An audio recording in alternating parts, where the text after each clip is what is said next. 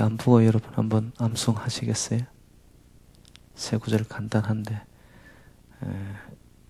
성경 안 보고 한번 암송해 봅시다. 시작. 항상 기뻐하라. 쉬지 말고 기도하라. 범사에 감사하라. 이것은 예수 그리스도 예수 안에서 너희를 향하신 하나님의 뜻이니라. 예. 하나님의 뜻이 어디에 있습니까? 우리가 도달할 수 없는 저 멀리 어디 감추어져 있는 것이 하나님의 뜻입니까? 오늘 본문은 저희들에게 명확하게, 아주 선명하게, 그리고 심플하고 간단하게 말씀하시네요. 하나님의 뜻이 있는데 봤더니만 항상 기뻐하는 거, 쉬지 않고 기도하는 거, 범사에 감사.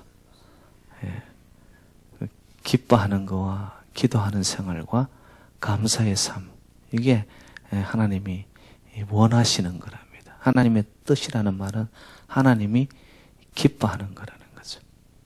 이렇게 하나님께서 이렇게만 해주면 너희들이 참 내 마음에 속 든다. 하나님의 뜻이거든요. 현대인들에게 있어서 가장 관심거리가 뭐냐 하면 건강입니다. 건강. 그래서 건강하다고 하면은 어떤 식으로든 돈을 들였었든 멀리 있든 그냥 주문을 해가지고라도 먹어야 돼. 왜? 건강하기를 원하니까. 그죠? 그래서 뭐 요즘 건강하게 오래 살자. 뭐 어르신들 사이에서는 9988, 뭐 234 이런 말들 나오는 게 뭐예요? 건강하게 살자는 거예요. 건강하게 살자는 거예요. 그런데 이제 건강을 위해 가지고는요, 정기적으로 사람들이 건강검진에 이 체크업을 하지 않습니까? 요즘은 이 건강검진을 통해 가지고 그 병이요, 특히 암이라든지 이런 불치의 병이라고 생각하는 것들도 조기 발견만 되어지면요, 치료 가능한 시대가 되어버렸습니다. 그래서 여러분 건강검진을 합니다. 뭐 위, 장, 내시경 이런 거 다 찍는 것도 검진을 위한 거죠. 근데 보통 보면 이제 건강검진을 가면 항상 세 가지를 체크업을 합니다. 혈압을 체크업하죠. 그러고 나서 피검사를 하라고 하고 그러고요. 그리고 마지막에 뭐예요? 소변검사를 합니다. 세 가지만 보면 이 사람의 지금 건강 상태, 몸의 상태, 컨디션이, 또 우리가 안에 있는 알 수 없는 질병조차도 그런 검사들을 통해 가지고 다 발견하게 되는 거예요. 그래서 당이 높다, 그리고 뭐 콜레스테롤이 어떻다, 중성지방이 어떻다, 뭐 혈압이 어떻다, 이런 것들이 전부 다 그 체크업을 통해 나타나거든요. 그와 같이 우리 신앙생활의 신앙 상태의 검진, 그것이 뭐냐? 오늘 본문 말씀 세 가지입니다. 내가 얼마나 기뻐하고 있고, 얼마나 기도 생활을 하고 있고, 얼마나 감사의 생활을 하느냐? 여러분, 그게 내 신앙 상태의 지금 정확한 바로메터입니다. 요 세 가지 여러분 한번 갖다 대어 보세요. 지금 나의 삶의 신앙생활에 어떤 상태가 여러분 딱 그냥 나타나게 되어집니다. 근데 오늘 본문에 보면 참 저희들을 이렇게 좀 마음을 무겁게 하는 이 단서들이 붙어 있습니다. 항상, 쉬지 말고, 범사에. 요게 좀 그냥 가끔씩 기뻐하고 그냥 대충 감사하라 이러면은 뭐 얼마나 좋겠어요. 그런데 말씀은 뭐예요? 항상 기뻐하고 쉬지 말고 기도하고 범사에 감사해라. 여러분, 이게 가능한 이야기입니까? 항상 기뻐할 수 있고, 그리고 쉬지 않고 기도하고, 감사의 조건도 보면은, 우리는 감사가 보면은 굉장히 이 컨디셔널한 조건에 따라서 감사합니다. 이유가 있을 때 감사하는 거예요. 그런데 오늘 본문은 봤더니만 범사 감사. 범사 감사는 다른 말로 표현하면 평생 감사라는 거예요. 내가 지금 살아있다는 이 자체가 감사인데, 우리는 잘 되고 못 되고에 따라 가지고 감사가 되어지고 안 되어지고 이러거든요. 그게 아니라는 거예요. 어떻게 이게 가능하냐? 항상 쉬지 않고 범사. 이건 언뜻 보면은 말도 안 되는 것 같아요. 근데 여러분 아십니까? 하나님의 말씀은요, 그 말씀을 우리가 어떤 식으로 대하는 마음의 태도가 어떠냐에 따라 가지고 말씀은 말씀대로 실천할 수 있더라고요. 오늘 말씀도 여러분들이 받아들일 때 이거 순종 불가능한 거야. 나하고는 거리가 먼 말씀이야. 다른 사람들 이렇게 하는 사람이 있으면 나와봐. 만약에 말씀을 여러분들 마음속으로 그렇게 받아들이면 이 말씀은 결코 우리에게 능력이 되지 않습니다. 여러분 가정에 보면은 이 가훈 같은 거 아니면 액자에 넣고 가장 많이 집안에 걸어놓은 말씀 구절 하나가 뭐냐면 오늘 본문입니다. 항상 기뻐하고 쉬지 말고 기도하고 범사에 감사하라.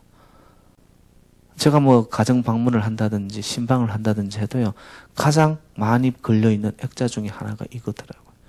근데 실질적으로 액자화되어 있는 그 말씀이 우리의 삶에 생명력으로 다가오기 위해서는요, 그런 삶에 대해서 내가 순종하고 살아야 됩니다. 이 말씀이 여러분의 삶 속에 생명이 되고 능력이 되려면 그런 삶을 살아봐야 되는 거예요. 나와 무관한 말씀이기 때문에, 나는 불가능한 말씀이기 때문에 아버지 저는 처음부터 이거는 안 되는 겁니다. 마음으로 그래 받아들이면 이 말씀이 결코 여러분들에게 다가설 수가 없는 거죠. 그런데 오늘 이 말씀은 이 사도 바울이 데살로니가 교회를 향하여서 쓸 때 예수님께서 성천하신 이후에 24년 지난 시점에 사도 바울이 데살로니가 교회를 향하여 쓴 편지예요. 근데 그 시대는 어떤 시대였나 하면은 박해와 순환의 시대였습니다. 다른 말로 표현하면 순교당하는 것이 그리스도인들의 삶의 하나의 상식이 되어버렸던 그 피비린내 나고 어려웠던 시대였는데도 불구하고 사도 바울이 던지는 말씀이 항상 기뻐하고 쉬지 말고 기도하고 범사에 감사하라. 우리는 이렇게 생각하잖아요. 환난이 많고 고난이 많고 시련이 많은 것때 뭐가 그래 기뻐할 일이 있고 뭐가 그래 감사할 일이 있느냐. 이게 그냥 우리가 받아들이는 사람의 상식적인 수준이거든요. 근데 사도 바울은 그것을 넘어서 버린 거예요. 환난과 순환의 시대였는데도 너희들이 기뻐해라. 감사해라. 이게 어떻게 가능했냐라는 거예요, 이게. 그리고 오늘 본문을 쓰게 되는 그 배경이 또 중요한 것이 뭐냐면은 그때에 사도 바울이 이 데살로니가 교회를 향하여서 그들의 성도님들의 관심이죠. 그 중심을 어디로 끌고 가느냐 하면은 너희들은 이 땅이 끝이 아니다는 거예요. 종말과 재림의 때 다가올 하나님의 세컨 커밍이 있다라는 그것을 강조했다는 거예요. 그래서 여러분 본문 23절로 한번 가봐요. 23절 시작. 평강의 하나님이 친히 너희를 온전히 거룩하게 하시고 또 너희의 온 영과 혼과 몸이 우리 주 예수 그리스도께서 강림하실 때에 흠없게 보존되기를 원하노라. 예. 지금 이게 무슨 말이냐 하면은 데살로니가 교인들을 향하여 사도 바울은 너희들의 인생은 이 땅에서 끝나는 것이 아니다. 지금 순환과 고난과 환난의 시기를 지나지만 너희들은 새하늘 새 땅을 향하여서 나아가야 될 하나님의 천국 백성들이다. 그렇다면 너희들의 삶은 어떻게 살아야 되겠냐? 하나님 앞에 서선 그날 흠없고 거룩하게 보존되기를 너희들이 원하지 않느냐? 너희들이 그러한 삶을 되기 위해서는 지금은 환난과 고난이지만 그 가운데 말씀의 능력을 붙잡고 기뻐하고 감사하고 기도의 생활을 하는 것, 그것이 유지가 되어질 때에 하나님 앞에 서는 그날 거룩하게 흠없게 보존된 자로 살아갈 수 있다는 거예요. 여러분 이거는 그 기뻐하는 거 말입니다. 그리고 감사하는 거, 기도하는 거, 제가 생활을 해보니까요, 이거는 끊임없는 반복의 지속적인 훈련입니다. 한순간 기뻐하고 한순간 감사. 그거는 누구나 하는 거예요. 그런데 항상 쉬지 않고 범사에 기도하고 기뻐하고 감사할 수 있는 건 제가 볼 때는 경험상에서는 훈련이에요. 디스플린입니다. 끊임없이 이것이 훈련되어지고 훈련되어질 때 어느 지점에 도달하게 되는 거예요. 결국 제가 볼 때는 신앙생활은 뭐냐? 훈련입니다, 여러분. 훈련. 나의 의지적으로, 감정적으로, 기분 좋을 때 어떻게 한번 해보자. 으쌰으쌰. 와! 이게 아니에요, 여러분. 끊임없는 시간의 연속 속에 찾아오는 삶의 환난과 어려움이 있고, 인생의 파도가 높고 낮음이 있고, 햇빛이 쨍쨍 내릴 때가 있고, 비바람이 있고, 그 모든 인생의 여정을 거치면서도 놓치지 말아야 할 신앙의 훈련이 끊임없이 반복되고 지속되어지는 훈련 속에 어느 지점에 도달하게 되어지면요. 삶의 환경들을 바라보면서 항상 기뻐하고 범사, 감사, 그리고 나의 삶의 호흡이 있는 한 계속 기도의 생활이 영위가 되더라는 거죠.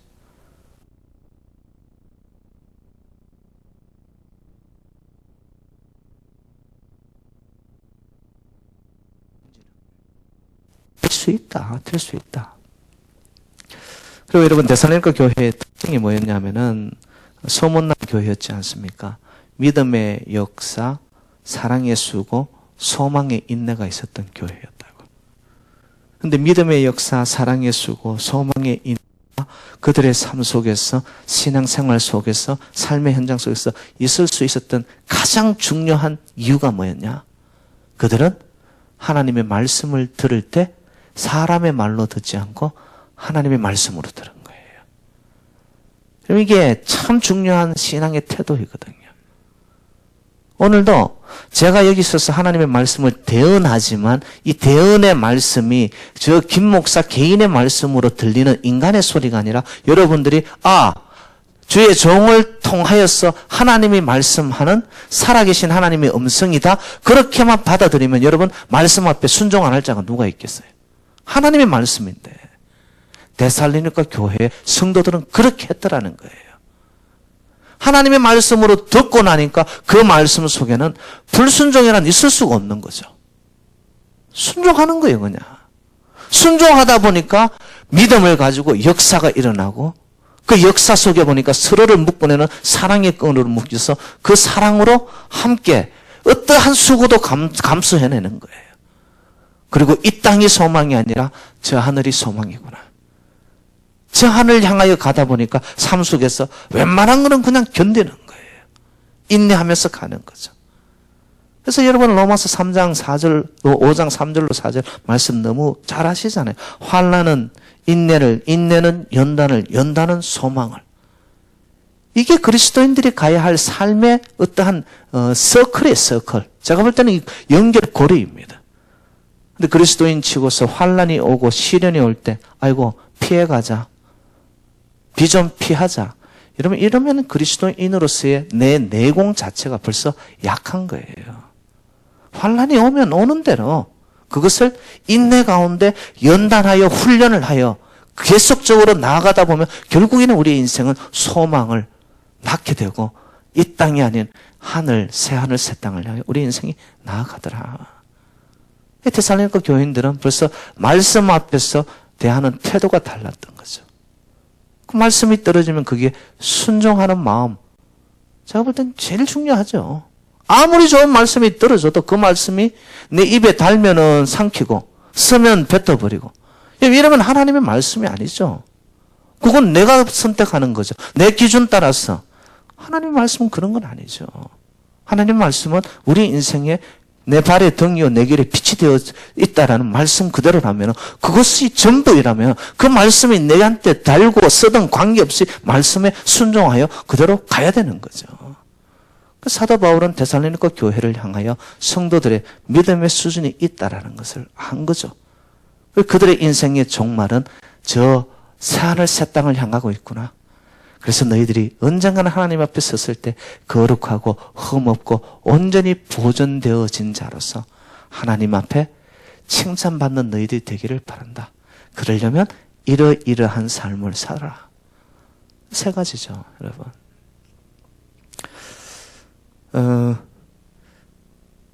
기독교인과 비기독교인을 가장 간단하게 여러분 판가름할 수 있는 기준을 대라.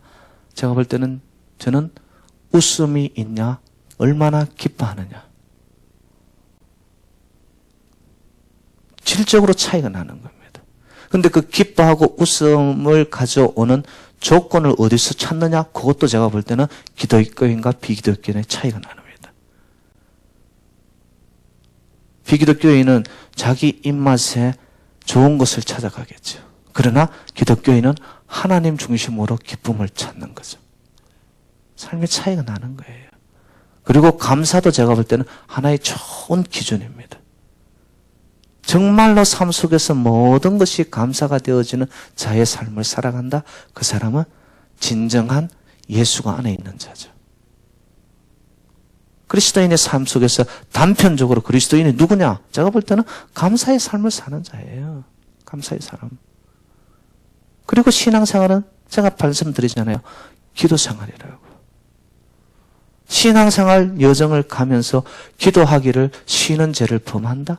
여러분 벌써 신앙생활에 내 삶에 호흡이 끊어지는 거예요. 끊어지는 거예요, 이게. 신앙생활은 기도생활이다. 그래서 오늘 세 가지 여러분 기쁨과 기도와 감사는 우리 삶 속에 있어서 신앙생활의 가장 기본적인 원칙적인 그래서 제가 3 기억이라고 제가 붙였습니다. 기쁨, 기도, 감사. 이것이 되어졌느냐. 우리 자신을 한번 돌아봐야 되겠죠. 그러면 말씀에 순종해야 되는데 제일 첫 번째가 뭐냐면은 항상 기뻐하라입니다. 항상 기뻐하는 거. 이게 좀 전천후 기쁨이 있어야 된다라는 거죠. 조건적인 기쁨이 아니라는 거예요.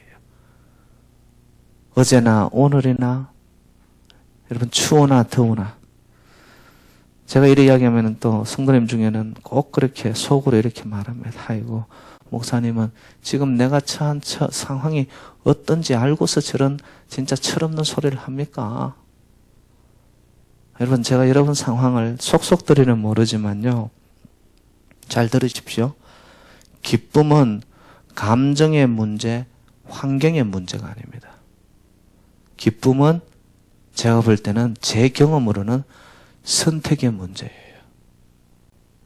어떤 사람들은 조건이 이루어졌을 때 환경이 내 마음대로 일들이 잘 풀려졌을 때 그때는 감정이 그냥 자기도 주체하지 못합니다. 연실 그냥 싱글벙글합니다. 근데 일 하나 문제만 툭 던져지면 그 기쁨은 오간데 없어집니다. 여러분 이것은 오늘 본문에서 말하는 기쁨 항상 기뻐하라가 아니에요. 그거는 세상적인 기쁨이죠. 근데 사도 바울이 경험한 기쁨은 봤더니만 예수 안에 있는 생명을 만나고 났더니만 주어지는 삶의 환경 처지 안에서 느끼는 게 아니고 자기의 감정 따라가는 것이 아니라 삶의 환경 속에서도 기뻐할 수 없는 상황 속에서도 기쁨을 선택하는 거예요. 왜? 자기 인생 속에 최고의 가치를 만나버렸기 때문에. 내 안에 이미 모든 것이 채워버려진 상황 속에서 보니까 이제 이 땅의 것들은 좀 안 이루어져도 그것이 그렇게 중요하게 안 느껴지는 거예요. 그러다 보니까 선택을 하는데 보니까 환난 가운데서도 선택을 하는 거예요. 그래서 야고보서 1장 2절에 이런 표현이 있습니다. 여러분 내 형제들아 너희가 여러 가지 시험을 당하거든 온전히 기쁘게 여기라. 이 도대체 이게 말이 되는 거냐고요. 여러 가지 어렵고 시련과 고통, 어려움들이 찾아왔는데 그 가운데 어떻게 기쁘게 여기라. 될 수 있는 게 봤더니만 이미 환경의 문제가 아니고 내 기분의 문제가 아니라 내 안에서 채워져 버린 예수의 생명으로 인해서 선택을 하는데 보니까 기뻐할 수 없는 가운데서도 기쁨을 선택하는 거예요. 여러분 기쁨은 선택의 문제라는 거 꼭 기억하십시오. 우리는 너무나 조건적이거든요. 가변적이거든요. 찰나적이거든요. 순간적입니다. 그리고 나타나는 표현들이 굉장히 감정적입니다. 그러니까 예수의 생명이 내 안에 있는 자라면 그러한 조건적인 것으로 왔다 갔다 하지 않는데 삶 속에서 그 되어지는 환경 따라가는 것이 아니라 환경을 다스리고 지배하는 거죠. 왜? 내 안에 길과 진리와 생명이 들어와 버렸기 때문에. 이렇게 신앙의 단계가 벌써 수준이 차원이 달라진 거예요. 그리고 여러분 왜 또 기뻐해야 되느냐? 이거는 실제적인 이야기인데요. 여러분 기뻐하고 많이 웃는 자가 건강합니다. 그래서 여러분 한문에도 있잖아요. 일소. 한 번 웃으면 한 번 젊어지고 일로. 한 번 성내면은 그만큼 한 번 더 늙어지는 거예요. 건강의 문제가 여러분하고 직결되어 있으면은 이건 생각해 봐야 되죠. 마음의 분노와 성냄과 불평과 불만과 저주와 더 나아가서 정말로 시기와 질투와 악의로 내 마음이 꽉 차 있다. 그만큼 내 삶이 늙어가는 거예요, 이게. 근데 기쁨이 내 안에서 나도 모르게 항상 마음의 즐거움으로 생명을 누리는 자로 그렇구나. 내가 하나님의 자녀로서 예수의 생명이 내 안에 들어와 있구나. 그것이 쓸쓸히 느껴지는 자는요, 삶 속에서 웃음으로 나타나는 거예요. 그리고 여러분, 복이 언제 온다고요? 복이 와서 웃으세요. 웃으면 복이 옵니까? 이건 그냥 아시잖아요, 여러분. 아는데도 이거 안 지켜지더라고요. 좀 일이 잘 되면 웃고, 뭔가 좀 일이 막혔으면 그냥 얼굴에 오만상 찌푸리고. 이게 아니거든요. 간단한 인생의 하나의 지혜 같은데도 이걸 못 지켜요. 웃으면 복이 오는데. 여러분 항상 교회든 생활 어느 현장이든 간에 여러분 내가 정말 예수 생명이 내 안에 있다? 그러면 전부 다 얼굴에 여러분 싱글벙글 기쁨이 표현이 얼굴에 안 나타나더라도 내 마음이 즐거워야 됩니다. 그래서 살다 보면 여러분 예상치 못하고 어떤 계획이 뒤틀리고 꼬이고 이럴 때 나타나는 즉각적인 반응이 뭐예요? 삶이 짜증나죠. 그리고 불평이 막 올라오고 분노가 치밀어 오릅니다. 그때 정말 여러분들이 예수 안에 생명이 있는 자인가 아닌가를 여러분들이 판가름할 수 있어요. 그때. 꼬였을 때, 일이 꼬였을 때 마음이 느긋하여 마음에 기쁨이 있는 자, 제가 볼 때 생명을 누리는 자예요, 벌써. 우리가 넘어졌을 때 입어서는 힘을 회복력이라고 합니다. 삶의 회복력이 어디서부터 출발되어지느냐? 웃음이라고 그럽니다. 웃음. 여러분 삶이 막 이렇게 얼어붙고 어떠한 긴장감이 확 돌았을 때에 그것을 풀어줄 수 있는 가장 좋은 명약이라고 할까? 그게 뭐냐면 웃음이라는 거예요. 내 마음으로부터 웃어버리세요. 우리가 성낸다고 해서 그 환경이 갑자기 해결받지를 못해요. 그런다면 선택이라는 거예요. 선택. 안 될 일이라면 왜 성내면서 더 안 되게 만드냐 이거죠. 그 안 될 일에 그냥 여유롭게 한번 웃어버리세요. 근데 놀랍게 그 웃음이 내 안에서 마음의 기지개를 펴게 하는 동안 삶 속에서 지혜가 생기는 거예요. 마음에 평안이 찾아오고 여유가 생기면서 문제를 다시 보게 되어지는 거죠. 해결 방법이에요. 해결 방법. 그래서 여러분은 항상 기뻐하는 거, 웃음이 최고 에너지라는 거, 그것이 회복력이라는 거. 그게 또 건강하기 원하면 여러분 기쁨으로 웃음의 삶을 살아야 된다는 거. 두 번째 오늘 말씀은 쉬지 말고 기도하라고 합니다.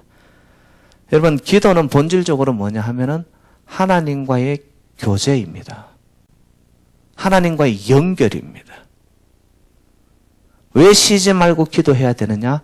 우리 인생이 매 순간 하나님과 붙어 있고 연결되기 위해서입니다. 연결 안 되면 어떻게 될까요? 떨어져 있게 되면 어떻게 될까요? 여러분 우는 사자와 같은 사탄 마귀의 괴교가 우리를 가만두지 않고 넘어뜨리기 때문에 그래서 사도 바울은 쉬지 말고 기도하라. 이것은 뭐냐면 하나님과 늘상 교제가 이루어지고 사귐이 이루어지고 하나님과의 교통함이 연결함이 되어져야지만 너희들 이 어려운 세상을 이겨나갈 수 있다. 여러분, 우리의 인생을 가만히 보면은 넘어질 때는요, 큰 걸림돌에 넘어지는 경우들이 잘 없어요. 여러분, 인생길 가다가 큰 덩어리에 돌이 있으면 그거는 피해갈 줄 알아요. 근데 인생에 넘어질 때 보면 별것 아닌 줄 알고 대수롭지 않게 지나가다가 조그만 돌뿌리에 걸려 넘어지거든요. 그러면 그 이스라엘 백성들도 보면은 난공불락의 여리고성 그 앞에서는 그들이 어떻게 합니까? 말씀에 순종하며 그들이 하나님의 음성을 들으면서 모여 기도하면서 하나님의 말씀을 따라 순종했어요. 넘어지지 않았고 여리고성 난공불락인 그 성을 하나님이 넘어뜨려 주세요. 이기게 하셨어요. 그 다음에 나타나는 조그만 아이성 앞에서 이스라엘 백성들의 마음이 어떻겠을 거예요? 아이, 저것쯤이야. 대수롭지 않게 깔봤단 말이에요. 기도도 하지 않았어요. 근데 어떻게 되었어요? 오히려 이스라엘 백성들이 패하고 맙니다. 넘어진 거예요. 우리 인생 속에 쉬지 말고 기도를 해야 되는 단 하나의 이유가 있다면 하나님과의 관계 속에서 끊어지지 않기 위해서. 기도하는 자는요, 삶 속에서 찾아오는 모든 일들, 사건들 앞에서 내 능력을 믿지 않고 하나님의 능력을 믿기 시작합니다. 내 힘으로 해결하는 것이 아니라 하나님의 위로부터의 능력을 받기를 소원하기 때문에 기도하는 거예요. 큰 일, 작은 일이 없다 이거예요. 근데 우리는 보통 기도할 때 보면은 큰 일 하나 떨어져야지만 SOS를 칩니다. 아이고, 놀라가지고 하나님 전에 나와 막 엎드립니다. 그때는 목사가 기도해란 말도 안 해도 지가 알아가 나와 해요. 여러분, 그런 기도는 어떻게 보면은 아직도 신앙의 수준이 찰싹거리는 거죠. 근데 깊이 있는 신앙을 또 오래된 하나님과의 관계가 깊어질수록 우리의 삶이 호흡과 같이 기도가 연결되어 있는 거죠. 기도는 왜 해야 됩니까? 예수님께서 겟세마네 동산에서 이 땀방울이 핏방울이 되기까지 기도했을 때 제자들을 데리고 같이 갔잖아요. 베드로, 요한 같이 갔는데 어떻게 되었어요? 그들이 1시간도 깨어있지 못합니다. 그때 예수님이 어떻게 합니까? 시험에 들지 않게 깨어 기도하라. 시험에 들지 않게 깨어 기도하라. 기도해야 되는 진짜 이유는 뭐냐? 시험에 들지 않으려고. 안 넘어지기 위해서. 그리고 기도의 능력은 언제 나타나느냐? 마가복음 9장 29절에 이런 표현이 있더라고요. 기도 외에 다른 것으로는 이런 종류가 나갈 수 없느니라. 이런 종류가 뭐냐 봤더니만 귀신 들린 아들을 아버지가 데리고 온 거예요. 제자들 앞에서 데리고 와서 기도 좀 해달라고 했더니만 능력이 나가지가 않습니다. 예수님께서 안찰하여 기도하니까 그 귀신이 떠나가 버립니다. 그때 예수님이 하신 말씀이에요. 기도 외에는 이런 종류의 능력이 나가지 못한다라고. 왜 기도해야 되느냐고요? 시험에 들지 않고 찾아오는 인생의 어려움들을 우리가 능력으로 이겨나가기 위해서 기도해야 된다는 거예요. 여러분, 기도하니 요수아가 어떻게 합니까? 정말로 성경상에 나타난 유일무이한 기도를 합니다. 요수아가. 태양아 멈추어라. 태양이 멈추었어요, 여러분. 한나의 기도를 듣고 하나님이 그에게 사무치는 기도 속에 사무엘을 허락하잖아요. 여러분, 다니엘의 기도를 했더니 어떻게 합니까? 사자굴 속에서 기도하였던 그가 사자의 입을 봉하게 합니다. 기도는 능력입니다. 엘리야가 하나님께 기도했더니만 불이 떨어집니다. 성령의 역사가 일어났습니다. 성경에 나타나는 모든 능력들은 기도하는 자를 통하여서 하나님이 역사하시더라는 거예요. 여러분 잘 아시는 탕자였던 어거스틴. 사생아를 낳고 그의 생활이 문란했죠. 그런데 끊임없는 그의 어머니 모니카의 기도를 통하여 그 방랑자고 인생의 탕자였던 어거스틴이 돌아서기 시작합니다. 전부 다 이게 기도의 열매입니다. 여러분 믿으십시오. 기도는 하늘 문을 여는 열쇠입니다. 그리고 불가능을 가능으로 열게 만드는 하나님이 우리에게 주신 최고의 무기가 뭐냐? 기도입니다. 기도가 우리 생활화가 돼야 된다는 거예요. 쉬지 않고 기도하라는 거예요. 세 번째 가봅시다. 세 번째, 범사에 감사하라. 범사라는 말은 영어로 표현할 때 in all circumstances, 내 마음에 들면 감사, 그리고 모든 조건이 되어서 감사, 이게 아니라는 거예요. 모든 일에 감사라는 것은 실패했는데도, 막대한 손실을 봤는데도, 시험에 미끄러졌는데도, 실직을 했는데도, 더 나아가서 내 몸에 병이 생겼어요. 그럼에도 불구하고 범사에 감사. 왜 이래야 될까요? 감사는요, 하나님이 제일 기뻐하더라고요. 시편 50편 23절의 말씀입니다. 감사로 제사를 드리는 자가 나를 영화롭게 하나니. 감사로 제사를 드리는 자가 하나님을 기쁘게 하고 하나님께 영광을 돌리고, 그러한 자에게 어떻게 하셨나 봤더니만 감사로 제사를 드리는 그에게 하나님이 그의 행위를 옳게 하는 자에게 내가 하나님의 구원을 보이리라. 그렇지 못한 상황인데 감사를 하고 나니까, 감사를 하나님이 기뻐 받으셨어. 받고 나니 하나님이 우리에게 주시는 것을 봤더니만 구원의 기쁨을 주시고, 구원의 길을 열어주시고, 우리의 삶 속에 막힌 것을 열어주시고. 구원은 뭐예요? 우리를 살려내신다는 거거든요. 하나님의 믿는 백성들의 능력입니다. 아이고, 목사님, 저도 그렇게 하고 싶은데요, 저에게는 그런 힘이 없습니다. 여러분 그렇게 생각하시죠? 하나님은 어떤 분이세요? 하나님은 모든 것을 합력하여 선을 이루시는 분임을 믿으십니까? 전능하신 분임을 믿으세요? 나의 힘이요, 방패시요, 요새시요, 산성이요, 피난처시요, 흔들리지 않는 반석이시요, 하나님, 그 하나님을 믿으십니까? 여러분, 내 힘으로는 할 수 없지만 그 하나님을 우러러보는 믿음이 있는 백성들에게는 하나님이 그것을 할 수 있게끔 하나님이 힘을 주신단 말이에요. 그래서 사도 바울의 고백처럼 내가 산 것이 아니라 내 안에 그리스도께서 사신 것이라. 그 힘을 가지고 기뻐하는데도 보니까 항상 기뻐하는 거예요. 기도도 쉬지 않고 하게 되어지고요. 새벽기도 못 일어나는데도 어떤 때는 예수의 생명이 내 안에서 막 피어날 때는 피곤도 있고 주의 전에 나와 달려 나옵니다. 기도하게끔 만들어요, 하나님이. 범사에 감사하는 것, 여러분 내 입맛대로 삶의 감사 조건부 그게 아니고 모든 것이 감사가 되어버렸어요. 예수 생명을 만나고 나니.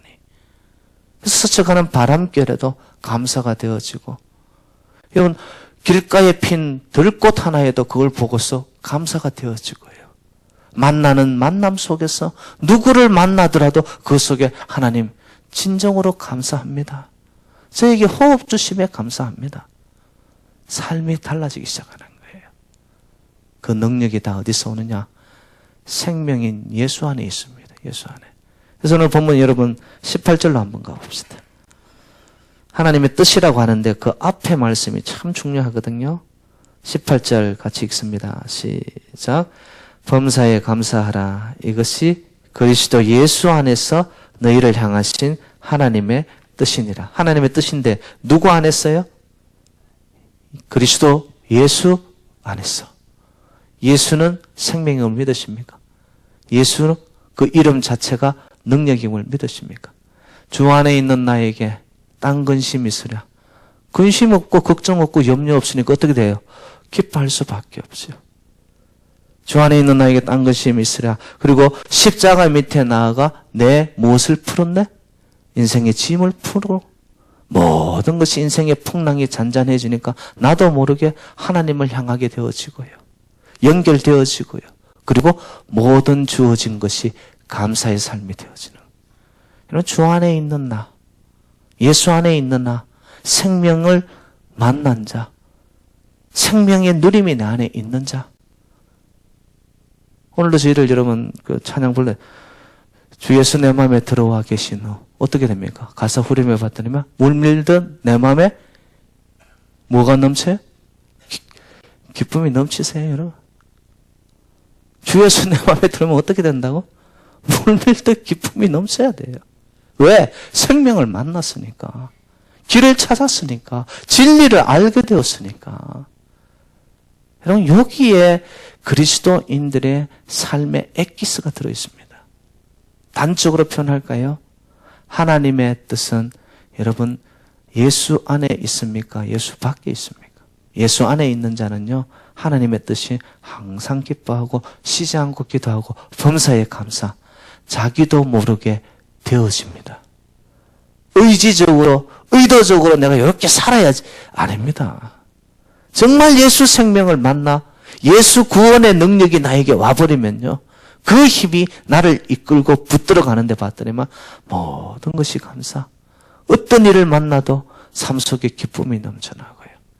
더 나아가 그 사람은 날마다 호흡하듯이 하나님과 연결, 교제, 사귐, 교통함이 일어나는 기도의 생활을 하게 되어 있습니다. 사랑하는 여러분들, 승리 인생, 건강 인생의 비결이 뭡니까? 오늘 본문 말씀입니다. 인생에 잃어버린 것을 생각하며 절망하는 자는 불행한 자지만요, 남아있는 것을 감사하며 삶의 용기를 가지는 자는 행복한 사람입니다. 여러분 인생에 가진 게 얼마나 많은 줄 아세요? 한번 카운트 해보세요.